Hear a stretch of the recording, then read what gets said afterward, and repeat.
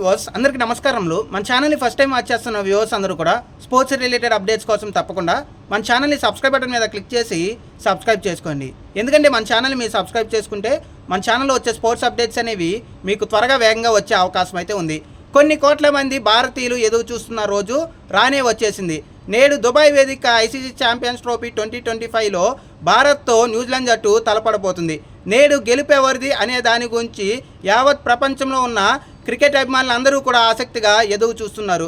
వరుసగా ఫైనల్లో న్యూజిలాండ్పై 2 సార్లు ఓటమి చెందిన భారత్ జట్టు ఈసారి ఎలాగైనా పగా ప్రతీకారం తీర్చుకోవాలని భారత్ జట్టు భావిస్తుంటే 2 సార్లు ఓడించిన న్యూజిలాండ్ జట్టు 3వసారి ముచ్చటగా భారత్ని ఓడించాలని భావిస్తుంది. ఇప్పటికే 2000 సంవత్సరంలో జరిగిన ఐసీసీ ఛాంపియన్స్ ట్రోఫీ 2000 ఫైనల్లో భారత్ జట్టు ఓటమి పాలైంది న్యూజిలాండ్ జట్టుపై. అలాగే 2021లో జరిగిన టెస్ట్ ఛాంపియన్షిప్లో న్యూజిలాండ్ జట్టు భారత్పై ఘన విజయం సాధించింది ఫైనల్లో. మరి 3వసారి ముచ్చటగా జరుగుతున్న ఈ ఫైనల్లో గెలిపేవారిది, అసలు జట్లు బలాలేంటి బలహీనతలేంటి అనే దాని గురించి వీడియోలో క్లియర్ కట్గా అయితే చూద్దాం. ముఖ్యంగా మనం చూసుకుంటే భారత్ జట్టు గ్రూప్ స్టేజ్లో వరుస విజయాలతో ముఖ్యంగా సెమీఫైనల్కి చేరుకుంది. ముఖ్యంగా మనం చూసుకుంటే న్యూజిలాండ్ని, పాకిస్తాన్ని, బంగ్లాదేశ్ని గ్రూప్ స్టేజ్లో మట్టి కరిపించి సెమీఫైనల్ అనూహ్యంగా ఆస్ట్రేలియాపై సంచలనాత్మకమైన విజయం సాధించి ఫైనల్లో అడుగుపెట్టింది.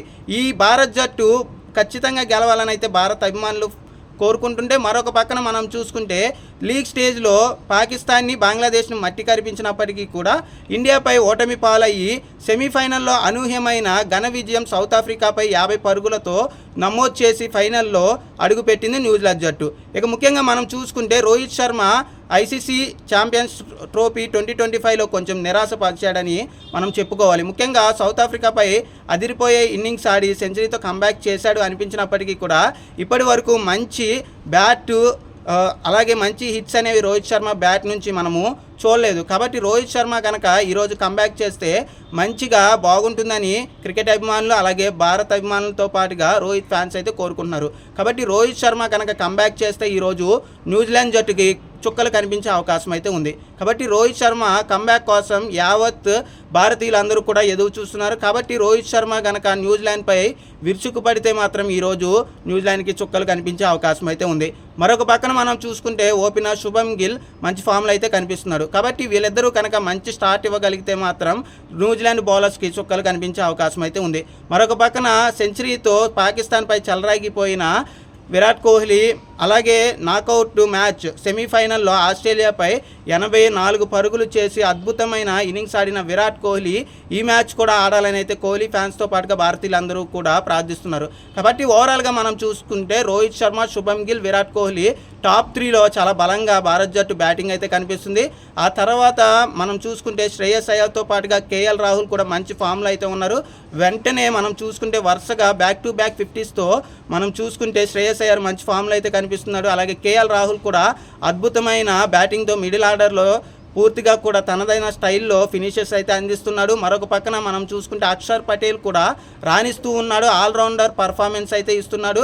వీళ్ళకి సపోర్ట్గా హార్దిక్ పాండ్యా చివరిలో రెచ్చిపోతున్నాడు. మంచి మంచి హిట్స్ అయితే ఇస్తున్నాడు. వీళ్ళతో పాటుగా రవీంద్ర జడేజా ఎలాగో ఉన్నాడు. కాబట్టి భారత్ బ్యాటింగ్ లైనప్ అయితే ఈరోజు చాలా బలంగా కనిపిస్తుంది. నేడు జరిగే ఫైనల్లో భారత్లో ముఖ్యంగా ఎవరో ఒకరు సెంచరీ చేస్తారా అనేది కూడా మనము ఒక గుర్తు పెట్టుకోవాల్సిన అవసరం. ముఖ్యంగా కోహ్లీ, రోహిత్ శర్మ వీళ్ళిద్దరిలో ఎవరో ఒకరు సెంచరీ చేస్తే మాత్రం భారతీయ అభిమానులందరూ కూడా ఇంకా ఎక్కువ సంతోషంలోకి వెళ్ళే అవకాశం అయితే ఉంది. కాబట్టి ఓవరాల్గా మనం చూసుకుంటే శుభమ్ గిల్, రోహిత్ శర్మ మంచి పార్ట్నర్షిప్ బిల్డ్ చేయాలి. అలాగే స్టార్టింగ్లో మంచి ఓపెన్ స్టార్ట్ అయితే ఇవ్వాలని అయితే భారతీయులందరూ కూడా కోరుకుంటున్నారు. కాబట్టి ఓవరాల్గా రోహిత్ శర్మ మరొకసారి హిట్ చేసి బౌండరీస్తో అదరహ్వానిపిస్తాడా లేదా కోహ్లీ మరొకసారి కుమ్మేస్తాడా అనేది భారతీయ అభిమానులందరూ కూడా కోరుకుంటున్నారు. కాబట్టి ఓవరాల్గా మనం చూసుకుంటే భారత్ జట్టు బ్యాటింగ్లో బలంగానే కనిపిస్తుంది. ఇక బౌలింగ్ విషయానికి వస్తే మనకి కుల్దీప్ యాదవ్ ప్లేస్లో ఎవరైనా కొత్తగా అంటే మళ్ళీ హర్షిత్ రాణా ఏమైనా ప్లేయింగ్ లెవెన్లో చోటు సంపాదిస్తాడా అనేది వేచి చూడాలి. అలాగే ముఖ్యంగా వరుణ్ చక్రవర్తి మంచి పర్ఫార్మెన్స్ అయితే ఇస్తున్నాడు. షమి ఆస్ట్రేలియాతో జరిగిన మ్యాచ్లో కొంచెం ఇంజూరీ అయినప్పటికీ కూడా మరొకసారి ఫైనల్లో కంబ్యాక్ చేస్తాడు, బాగా రాణిస్తాడని అయితే భారతీయ అభిమానులు కోరుకుంటున్నారు. కాబట్టి ఓవరాల్గా మనం చూసుకుంటే షమి, చక్రవర్తితో పాటుగా ఇటు అక్షర్ పటేల్, రవీంద్ర జడేజా కూడా ఉన్నారు. కాబట్టి ఓవరాల్గా బౌలింగ్లో కూడా కొంచెం పర్లేదు.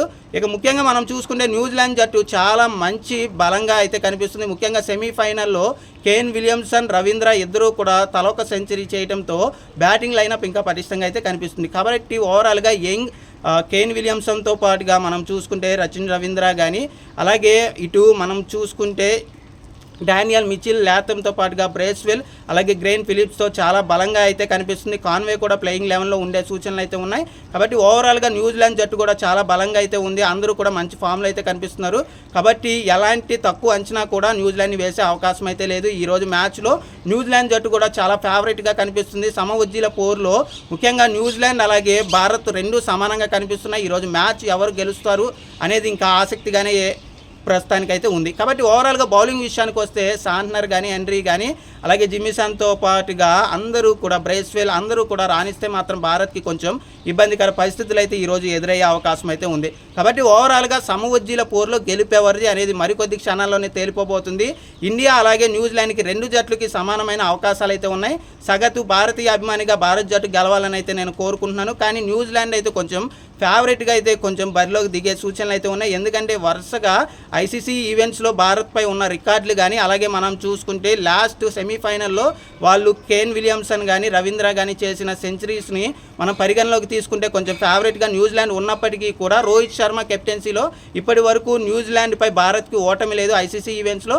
కాబట్టి దాన్ని మనం తీసుకుంటే పాజిటివ్గా ఈరోజు మ్యాచ్ భారత్ గెలిచే అవకాశం అయితే ఉంది. కాబట్టి ఓవరాల్గా మనం చూసుకుంటే బ్యాటింగ్లోను బౌలింగ్లోను భారత్, అలాగే బ్యాటింగ్లోను బౌలింగ్లోను ఫీల్డింగ్లోను న్యూజిలాండ్ రెండు జట్లు సమఉజ్జీలుగా కనిపిస్తున్నాయి. ఈరోజు జరిగే మ్యాచ్కి పూర్తిగా కూడా సమఉజ్జీల పోరుగా అని మనం పరిగణలోకి అయితే తీసుకోవచ్చు. కాబట్టి నేటి మ్యాచ్కి ఒక్క ఫైనల్ మ్యాచ్ అని కాదు, సమఉజ్జీల పోరుగా మనం తీసుకుని పూర్తిగా కూడా కంప్లీట్గా ఫైనల్ అనేది నువ్వా నేనా అన్నట్లు సాగే సూచనలు అయితే ఉన్నాయి. కాబట్టి ఓవరాల్గా మనం చూసుకుంటే రోహిత్ శర్మ, కోహ్లీ కంబ్యాక్ చేసి మంచి ఫామ్ని చూపించి మరొకసారి మంచి ఇన్నింగ్స్ ఆడి ఫైనల్లో గెలిపించాలి భారత్ని అయితే భారత అభిమానులు కోరుకున్నారు. మరొకసారి విలియమ్సన్తో పాటుగా ముఖ్యంగా మనం చూసుకుంటే రవీంద్ర, కాన్వే, ఫిలిప్స్, అలాగే మనం చూసుకుంటే మిచిల్ వీళ్ళందరూ కూడా ఫామ్లోకి వచ్చి న్యూజిలాండ్ని గెలిపించాలని అయితే న్యూజిలాండ్ అభిమానులు కోరుకున్నారు. మరి ఏం జరగబోతుంది అనేది మరికొద్ది క్షణాల్లోనే తేలిపోబోతుంది.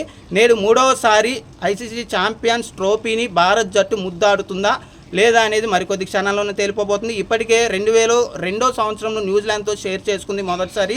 2013లో ధోని నాయకత్వంలో మొదటిసారి ఇండివిజువల్గా భారత్ జట్టు కప్పుకొట్టింది. ఇక ముచ్చటగా మూడవసారి ముద్దాడే అవకాశం అయితే ఉంది. న్యూజిలాండ్ జట్టు 2000 సంవత్సరంలో కప్పు కొడితే మొదటిసారి, ఇప్పుడు కొడితే రెండవసారి అవుతుంది. కాబట్టి రెండవసారి రఫాడించి కప్పు కొట్టాలని న్యూజిలాండ్ చూస్తుంటే మూడవసారి ముచ్చటగా ముద్దాడాలి ఐసీసీ ఛాంపియన్స్ ట్రోఫీని అయితే భారత్ జట్టు అయితే కోరుకుంటుంది. కాబట్టి ఏం జరగబోతుంది అనేది నేడు దుబాయ్ వేదికగా జరగబోయే సూపర్ సండే మ్యాచ్లో అయితే తేలిపోబోతుంది. ఓవరాల్గా జట్లు విషయానికి వస్తే రెండు బలాలుగా, రెండు సమఉజ్జీలుగా అయితే ఉండబోతున్నాయి.